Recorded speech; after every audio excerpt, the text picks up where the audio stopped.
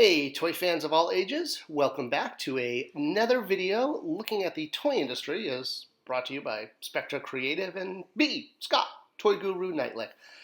I have had the absolute privilege of working in the toy industry for a little over 20 years. I've worked for big companies, Jax, Jada, Mattel. I've worked for small companies, and I love sharing kind of some of the insight I have because unlike a lot of people in the toy industry, I'm also a collector. I'm also someone who goes out and buys toys. And one thing that comes up a lot is talking about toy exclusives, or what is actually called in the industry by the toy manufacturers and the retailers, customized programs. We as toy collectors call these exclusives because they're toys only found at one retailer, like this cool Batman Lego set at Toys R Us. I miss Toys R Us. But we call them exclusives, but the toy industry and the retailers refer to these as customized programs. And I think even that name right there is actually the key to why exclusives get kind of a bad rap amongst toy collectors. And obviously this video, like a lot of the stuff I do on this channel, is going to be looking at exclusive or customized programs from a toy collector point of view, as opposed to from the retailer point of view or the manufacturer point of view. But I do want to kind of offer some insight into why they exist and why exclusives are actually a really good thing. They tend to get a bad rap. So I kind of want to flip that on its head. Now, exclusive product or customized programs can range from all sorts of things, like one-off items that complement a movie line or an existing line that you want another SKU, or an entire line that's only available at one retailer, like this Xenomorph Attack Aliens line that's only at Walmart, all the SKUs only at Walmart. Other times exclusives will bring an additional figure, either a single figure or a figure like with a new head or new paint job that complements an existing collection and gives you more characters to collect. And even other times this kind of goes one step further and will bring you fully tooled or fully sculpted, or basically, like this Ewok pack was 5 original characters. And I'm going to come back to this one at the end because this is kind of why exclusives are a good thing. And we'll get to that. But let's take a step back first before we kind of get before the conclusion. Let's actually build the argument. Gee, what a concept. So exclusive toys and or customized programs, this goes across all types of merchandise, not just toys, soft goods, even food lines. You can find like exclusive flavors of chips and Coca-Cola. I'm going to be talking just about action figures in the collector sphere of product on this video, but everything I'm saying applies to really all consumer products because you're going to find things that are only at one retailer, like this only at Target action figure, across categories. All right, so just want to kind of get that as a baseline before we jump in. So with that, why do manufacturers, and in this case toy manufacturers, produce product that's only available at one retailer? I mean, it makes it more limiting and harder to get because you can't walk into a Target and get an only at Walmart Pop Five Night at Freddy's Pop figure, right? Well, obviously sometimes one of the reasons is because the figures are the mascots. Like, for example, you wouldn't expect to see a Bullseye the dog pop showing up at Walgreens. Likewise, Jeffrey the giraffe had a pop sold at Toys R Us. You would not expect that to show up likewise at Target or at any other retailer except Toys R Us. So obviously that's one reason. Another is, well, basically to create excitement. Retailers are always competing against each other. And there's a lot of retailers out there. And I'm including the online retailers, your Amazons, your big bad toy stores, your Entertainment Earths. And everyone wants to stand out, whether you're an e-tailer or a brick and mortar store. You're trying to flag down customers to notice you amongst the huge mass of options of places where you can buy product. Again, whether that's salty snacks or action figures.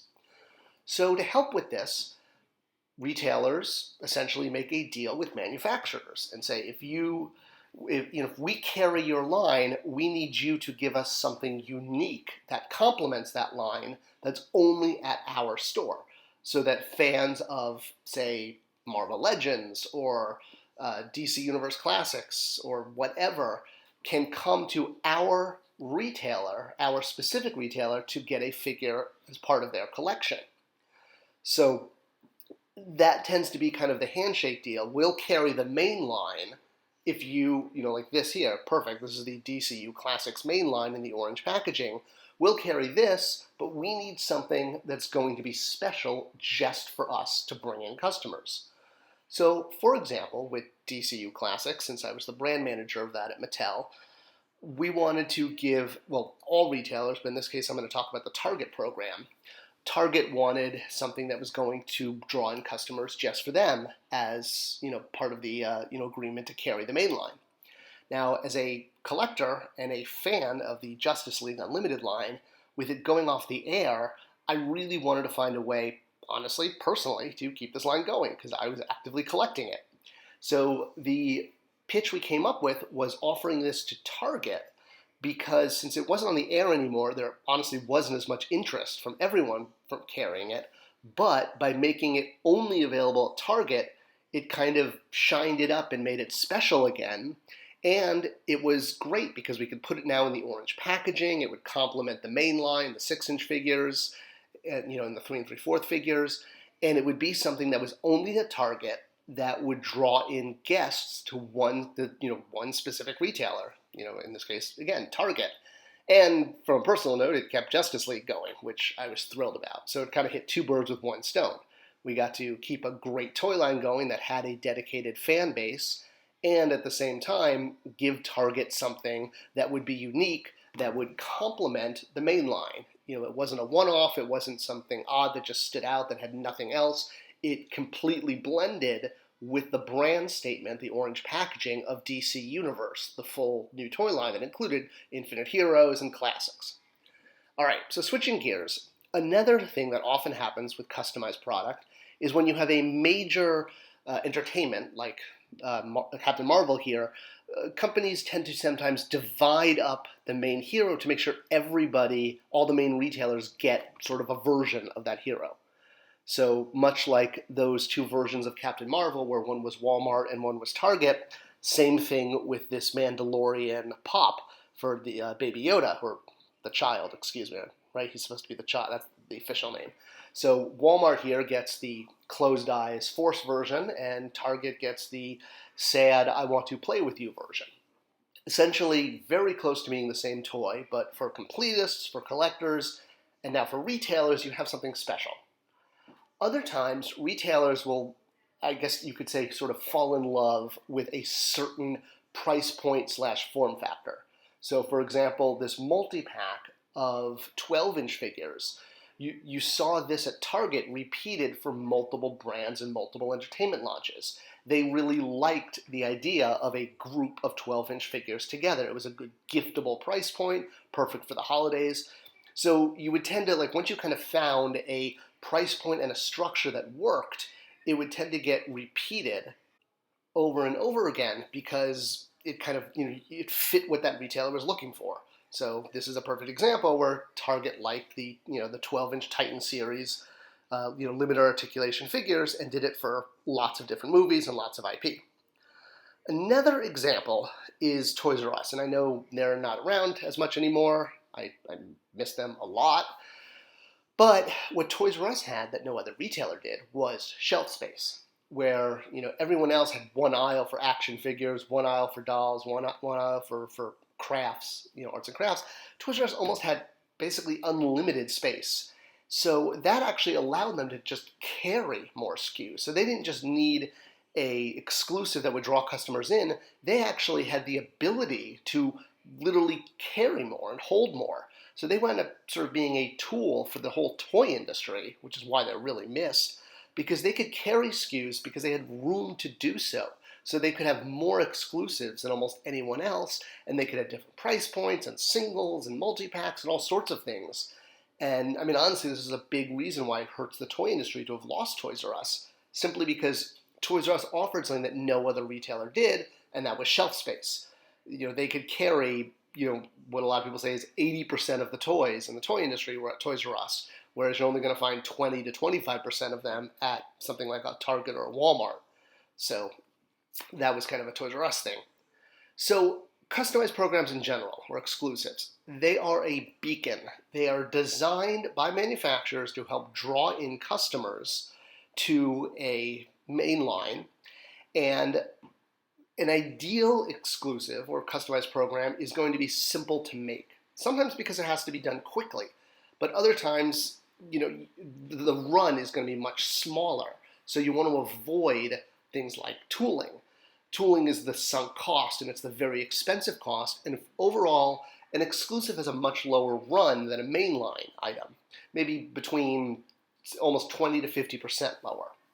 So you want to try to do this on a budget because it's not going to be produced as much, which means finding ways to either repaint or reuse existing tools and avoid the sunk cost of a $30,000 to $100,000 tool is a good strategy. And a creative, good brand manager will find ways to repaint existing toys and repackage them in fun ways, because packaging costs way less than tooling. So if you could do a really cool package like this one here with existing tools and new deco, bam, you've got a great exclusive, because it looks awesome on shelf and it didn't cost as much, at least as far as tooling is concerned. So what about the fact that exclusives drive collectors crazy? And I think part of this is because when you can only find a toy at one place, and if you only have one of those in your area or none, well, you're kind of, up a creek if if there is no store near you. And on one hand, collectors tend to look at exclusives as a necessary evil, in the sense that, it's that handshake deal that a retailer agrees to carry the full main line in exchange for getting exclusives. But really, it's not about the fact that it's a crisis, but rather an opportunity, or as Homer would say, a crisatunity, because this is where the shift has to happen, where you have to sort of think differently about exclusives or customized. They're not your enemy in the sense that they're that item you can't find, or you have to buy off eBay because you don't have a certain retailer near you. It's not that at all. I mean, it is that. I mean, that can be frustrating, but this Black Widow figure would not exist if it wasn't an exclusive figure. It wasn't in the main line. There wasn't room in the main line for it. So exclusives essentially create additional slots or additional SKUs for more toys. Without exclusives, if you weren't producing exclusives, you wouldn't get these additional slots. So these Ewoks, which we talked about earlier, would not exist if it wasn't for an exclusive program. So in that sense, exclusive programs are a good thing because overall, for a collector, they permit a path to making more toys, to slots and SKUs that wouldn't otherwise exist for a toy maker to make. And for a collector, you're going to get more action figures overall this way. All right, I hope you enjoyed this look at exclusives and customized programs. If you have questions, things I didn't cover, let me know in the comments. I do read them all. I may not get to commenting back on every single one, but let me know and subscribe away. Give me a thumbs up, and I'll see you guys around the internet and in the toy aisles. Thanks for watching.